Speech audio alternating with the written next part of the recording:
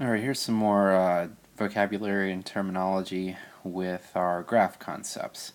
So kind of just a continuation of 5.2 here under Euler circuits. First we're going to start off with adjacent vertices. So two vertices are said to be adjacent if there is an edge joining them. Okay, so for example, I have vertices B and E. Those are adjacent. So we have B and E, and we have an edge that is joining them. And notice again, it does not have to be a perfect straight edge. It's just one edge joining them directly. C and D are not. Notice that with C and D, yes, C and D are connected indirectly through A, but to have an edge connecting C and D, there needs to be just one direct line. And also because of the loop at E, hold on a minute, let me erase this. Also because of the loop at E, we can say that vertex E is adjacent to itself. So we have an edge going back to E. Alright, so that was adjacent vertices. This is adjacent edges, so it's kind of flip-flopped here. Two edges are adjacent if they share a common vertex. So AB, for example, we have edge AB and edge AD. So AB and AD are adjacent because they both share vertex A. Edges AB and DE, so just a minute here, get rid of this. So AB and DE, they're not adjacent. Now, eventually they can be connected with an entire path, but they're not directly touching each other at a common vertex. The degree of a vertex. This is the number of edges at a vertex. So this is pretty straightforward. When there's a loop at the vertex as well, the loop contributes twice. So let's look, for example, at A. We have, so here's vertex A. There are three lines that come from A, or three edges that touch A. So it's as simple as it can be. So the degree of A is 3. The degree of B is 5. We have, here's B, and we have 1, 2, 3, 4, 5 edges touching B. And degree of C is 3.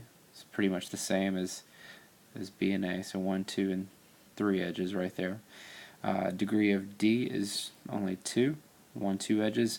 And the degree of E, this one's a little different. We have 1, 2, and then a loop counts twice, so 3 and then 4. Odd and even vertices. An odd vertex is one with an odd degree, so an odd number of edges touching it. Even has an even number of edges touching it. So let's look. Even vertices. We have D and E. Yeah, so D has 2, so degree 2. And then E has degree, we already did that one in the last slide, with degree 4. And all the rest are odd vertices. We have G with 1, H degree 1, F is degree 3. So 1, 1, 3. B is degree 5, C is degree 3, and A is degree 3. So odd, even. Again, pretty straightforward. A path is a sequence of vertices with the property that each vertex in the sequence is adjacent to the next one. So the edges are connected along the vertices here. The key requirement in a path is that an edge can be part of a path only once, so we cannot repeat anything at all.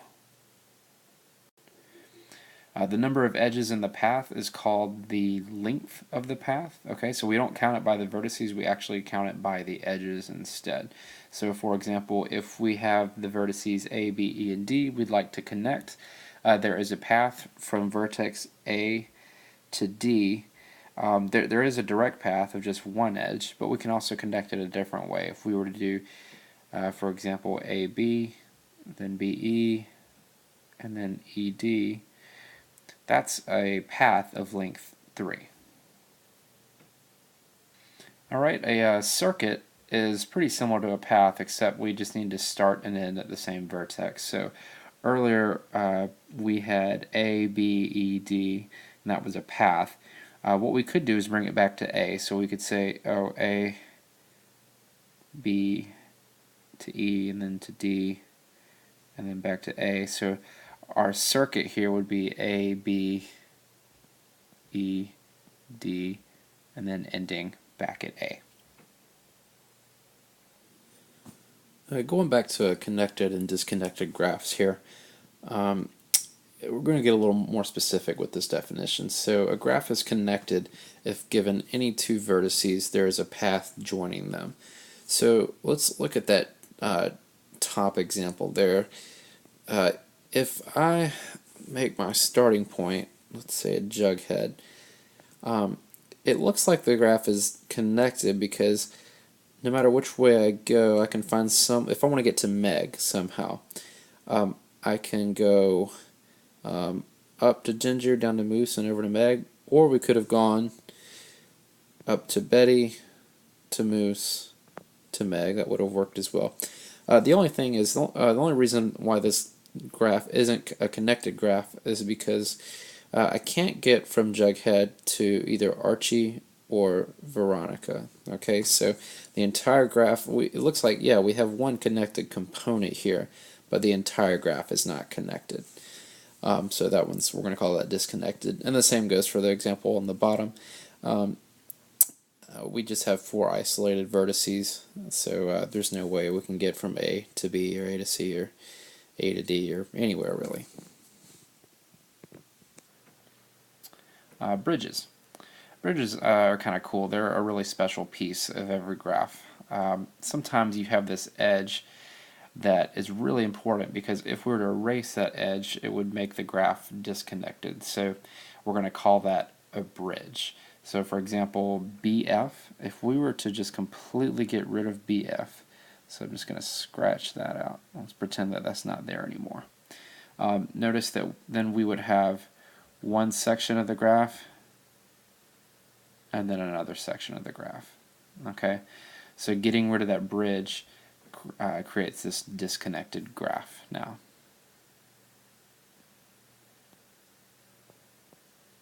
Alright, and same goes for, maybe not as obvious, but FG and G and FH. So if we were to get rid of either one of those, so for example, getting rid of this, G would be out here all alone. Okay, and then we'd have one isolated vertex, which would still make the graph disconnected. Same goes if we were to get rid of FH, H would be alone by itself. Euler paths. So an Euler path, we're getting a little more specific now. An Euler path is a path that passes through every edge of a graph once and only once. So no repeats allowed here. The graph in A does not have an Euler path, and the graph in B actually has several Euler paths, and one of those is LARDARDLA. Here, now I'll illustrate that here in B. We're going to talk more later about how you can tell when there is a path and when there is not, but right now here I'll just illustrate that example in B. So if we start at L and go to A, let me change the color of that real quick. So we start at L, go to A, R, D, A, and it's okay to repeat vertices, we just can't repeat edges. Back to R, back to D using the other edge, so we have multiple edges from R to D, and then L, back to A. Now this was a path, this is not a circuit. We started at L, but we ended at A. Euler circuits are pretty similar, except we have to end at the same place that we started. So for example, we can try L, A, R, D, back to A, R, D, L, A, and then we have to use one, we have to do a double one here to get back to L. So this doesn't really work that well. So note that an Euler circuit usually has an Euler path, but just because something has a path doesn't mean it's going to have a circuit. So this one doesn't actually work.